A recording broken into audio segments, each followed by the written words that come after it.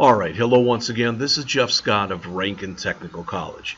And as part of the new Rankin Technical College, that being this program being online for a while, I'm going to go back. First, let me tell you what I plan on doing. All right, our textbook, as you know, is Muroc C# 2015. In that textbook, we have covered all of Section 1, all of Section 2, and Chapter 12 of Section 3. I plan on going back and recovering Chapter 12 and then doing 14, 15, 16, 17, and 18. All right, that's what I plan on covering for the rest of the semester. No 13, no 19 or 20, no 20 or 21. I'm sorry, yeah, or 21 or 22. I will go over Chapter 23, which is on link. All right, no 24, no 25, or no 26. Don't worry about remembering that, please. But this is our book. So I'm going to back up a little bit and go over again how to create and use classes, which is Chapter 12. So we're picking it up there. All right.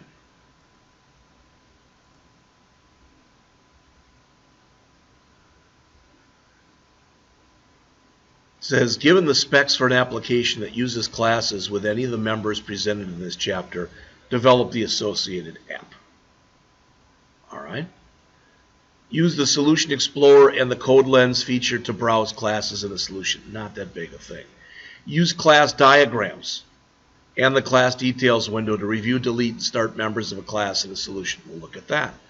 Use the peak definition window to display and edit the code for a member in another class from within a class that refers to it. We'll talk about that. List and describe the 3 layers of a 3-layered application. Describe these members of a class, a constructor, a method, a field, and a property. Describe how both encapsulation and instantiation work. Describe the advantage of using object initializers. Describe the concept of method overloading. Explain what a static member is. Explain how auto-implemented properties work. Explain how expression-bodied properties and methods work. Describe the basic procedure for using the live code analysis feature to generate code stubs. And describe the differences between classes and structures. I will tell you, maybe this sounds a little wimpy on my part, but it has been pouring this morning. I don't have my book. I wish I had been smart enough to bring it in. I wasn't. So I may stop in the middle of this lecture and check and see if it's still raining outside. And if it's not, run out and grab my textbook. All right, so here, it's amazing in some ways when we've talked about 3-layered applications. We started in AWD1100 with HTML, CSS, and JavaScript. Now it's a presentation layer, a middle layer, and a database layer. There's no hard and fast rules over what goes where. It's possible to intermingle stuff. All right? But we are moving towards working with a database in here. All right. So imagine that we had a class, and that class was called product. And that class had 3 properties. A product code, which uniquely identifies each product. A product description, pretty self-evident, and a product price. And for each product that we have in our product class, so for each new product we instantiate, we have available to that product a GetDisplay Text method,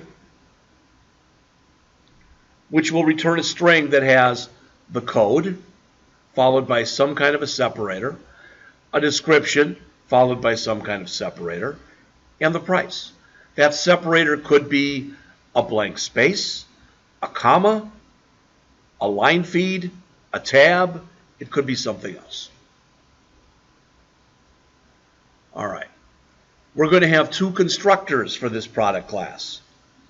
We will have what I call a no-arg constructor. In other words, just parentheses, which will create a product object that has default values in it. We will have another, what I'll call a full arg constructor. Since we have three properties, code, description, and price, that will pass all of them in. So we will have to be sure, because if that's a string, and that's a decimal. So technically, all these two have to be our strings, but this one must be passed in as a decimal, or this is going to fail. All right, let's take a second and talk about some definitions. I'm at 5 minutes. I want to see what the weather's like, so I'm going to pause for just a moment. All right, I was going to go outside, but walking towards, out there, it's raining hellaciously, so I'm not going to. All right, so let's continue on where we are. So when you talk about a class can be made up of a lot of things. Mainly, classes are made up of properties and methods. Properties are basically data that is unique, typically, to each object instance. For instance, if I made a person class, each person could and would have their own eye color, hair color, height, weight, and gender, as an example. All right? Methods are operations or behaviors that objects can perform.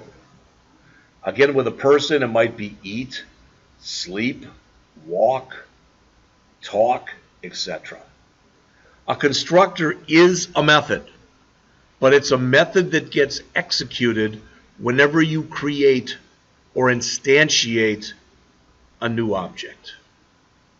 Delegates, which we're not really covering in here, as it says, it's a special type of object that's used to pass a method as an argument to other methods. When you think about a delegate, you think about delegating authority, and it's sort of the same type of principle. An event is a signal that basically, you can look at it almost as a message that notifies other objects that something has happened. A field is a variable that's declared at the class level. All right? And we'll talk about fields and properties. You're going to see them as we go on in here. And then there's a constant, which is what we've always had. It's been a constant. Now, we're not talking about indexers. We're not talking about operators. And class here, it's got a class that's defined within a class. You can do that. You can put a class within a class. All right, now I gave you my verbiage on this stuff. Here's the books. An object is a self-contained unit with properties, methods. Basically, that's what it has, are properties and methods. A class contains the blueprint that defines what objects will look like. An object is an instance of a class. When you create objects from a class, you are doing what is known as instantiating that class. Encapsulation is very much intertwined with this concept here of data hiding. All right? With encapsulation, look at it as though your application has got two different parts. It's what you let the user see on the outside and what you don't let the user see, which is on the inside. What you let the user see, what's on the outside, is known as the interface. And I've given you examples before. I've brought up a calculator on here and shown you the interface for a calculator, etc. The implementation is what goes on under the hood. So if I type in a number, 79, and I hit the square root button on a calculator, the implementation, what goes on behind the scenes, is what takes that 79 and me hitting the square root button comes back and returns a number between 8 and 9. The data of a class is typically encapsulated using data hiding. We've already talked about this. All right. In addition, the code that performs within the class is encapsulated so it can be changed. You want to hide as much stuff from everybody else as possible. You want a thin interface and a thicker implementation, for lack of better words. Although a class can have many different types of methods, most classes will have properties and methods. Again, a constructor is just a type of method. So here's an example of our product class.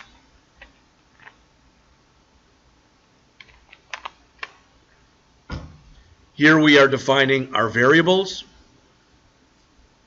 Here is our no-arg constructor. Here is our full-arg constructor. And in addition, we've got code, description, and price. Then notice, so what are these? These things right there. They are what are known as, where do we put them in here?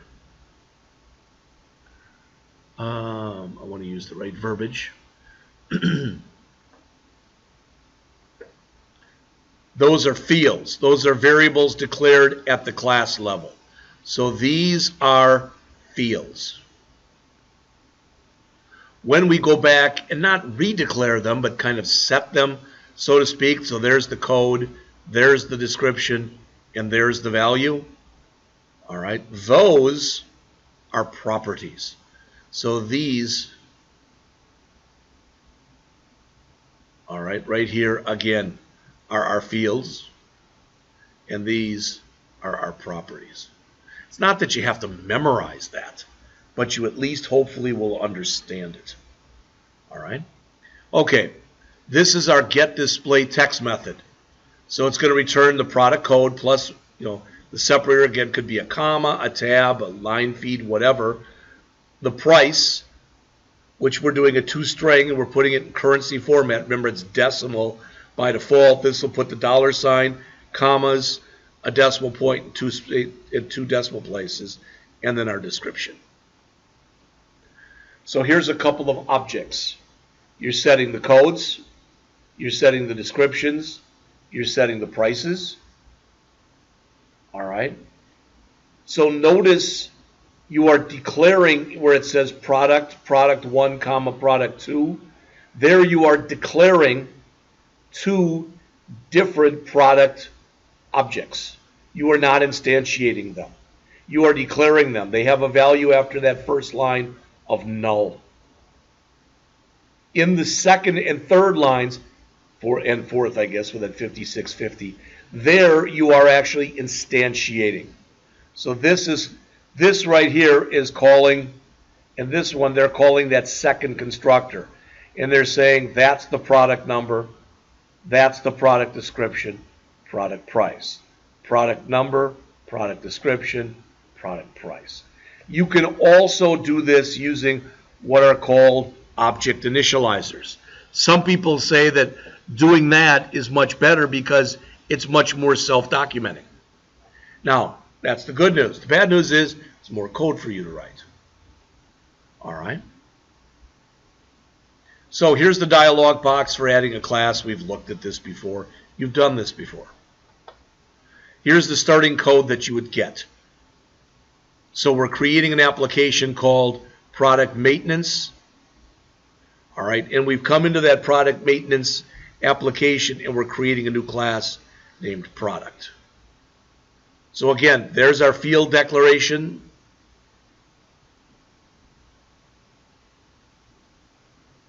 You'll notice when we did it here, they were all private. Now we're doing it here because there are different ways of doing this. So our quantity is private, our price is public, our limit is public, and it's read-only, meaning basically it's treated as though it's a constant. So here's a class that rather than using private fields, uses public fields. Notice the difference in here. That's the entire class. Since we made it all public and we used the capital letter there, that's going to automatically basically put in getters and setters for us. And most people would tell you using public fields is not the right way to go. You should have private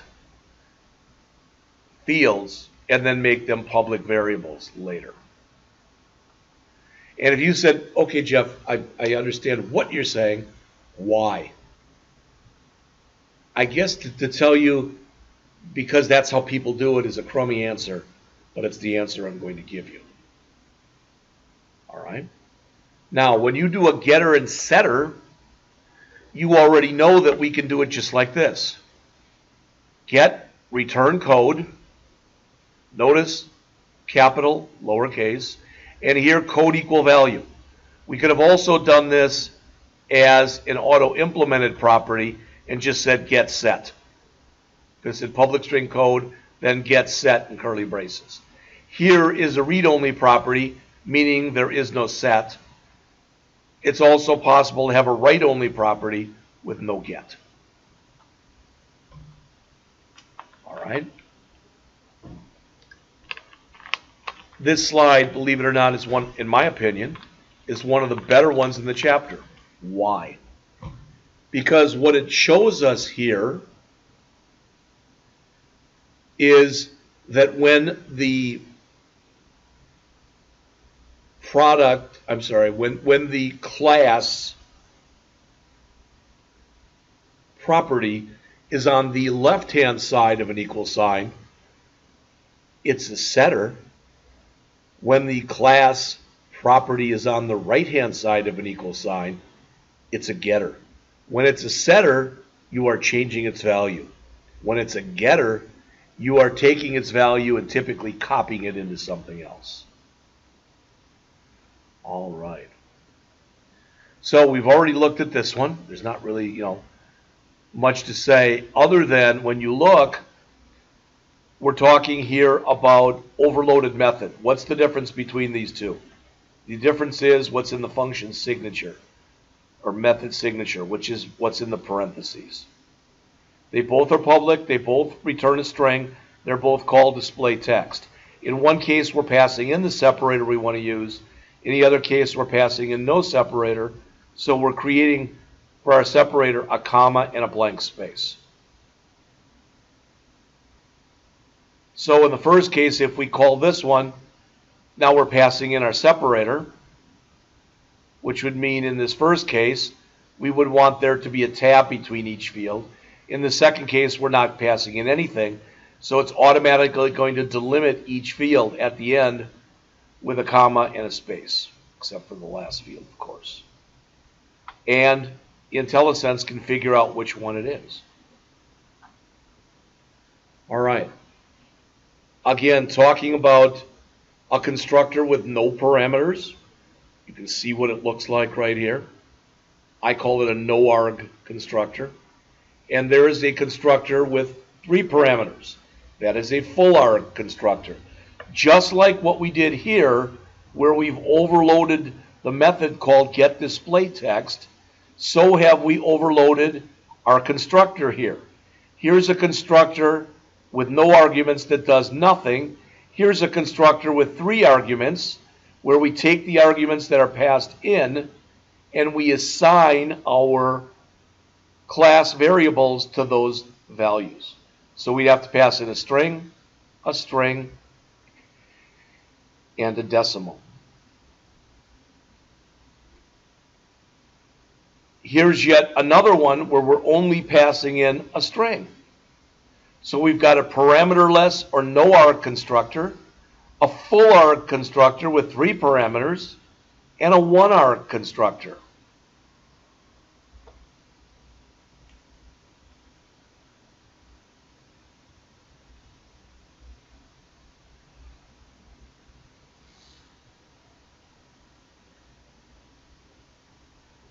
And then they show you different ways in which these 3 different product objects could be instantiated. So that one would call this, that one would call this, and that one would call this. Another fairly important slide. Default values for instance variables. What does that mean? That means for these instance variables, when you create them, if you don't initialize them, all numeric types will be initialized to 0, all booleans to false, all char and object variables to null, and all date variables to midnight, January 1st of the year 1. All right. A class that contains static members. Why would we want to make this static? All right, why would we want to make this static rather than, all right, why would we want to make this title here, why would we want to make it static rather than non-static? And the answer is that if we've got an entry error, it doesn't matter whether we have one product object or 1,000,001 product objects.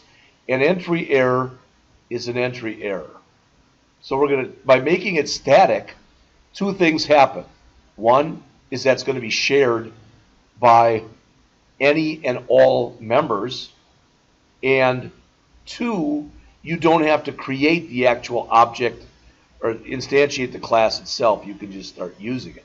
And if you go, I don't get that, guess what? You do. We've already used the math class where we've done rounding, where we've done setting something to a power. You've never had to instantiate the math class. You just started using it. All right. So that's a class with static members, and there's a class that still contains static members. All right. So we've got code here that uses static members. All right. And there it is. And basically it's using this thing in here that's checking to see whether something is present. And if everything is present in every field, you're setting is valid to true. Otherwise, you're setting it to false. And here's the using directive. And guess what? You've done this. How about using static space system.console, which we've used in virtually all of our console applications. So this is the program that they work with in this particular chapter. It's a product maintenance form. When you click Add Product, this comes up. When you click Delete Product, one of these must be highlighted. And when you create it, it'll come up with a message that says, for instance, if this third one is highlighted, it'll say, are you sure you want to delete Murox SQL Server 2012? And it'll come up with a confirmation box. If you say yes, it's gone. And exit exits. All right. Now, I'm already 24 minutes into this, and I'm going to try to keep these down to 20 to 25 minutes. So there will be a part 2 on this, hopefully not a part 3, but a part 2 where I will continue on in just a few minutes.